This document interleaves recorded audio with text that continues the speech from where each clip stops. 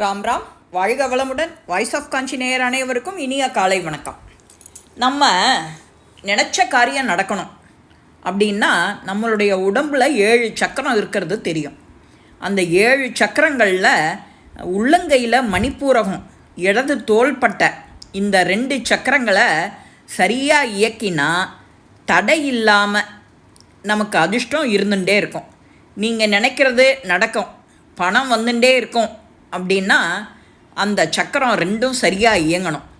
நம்முடைய இந்த உயிர் சக்தி சரியாக இயங்கினாலே நமக்கு பணம் வந்துட்டே இருக்கும்.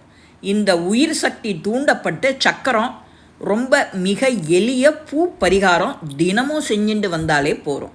இப்போ உங்களுக்கு உதாரணத்துக்கு தங்கம், வெள்ளி, பணம் இது எது வேணும்னாலும் அதை கையில் எடுத்துக்கணும்.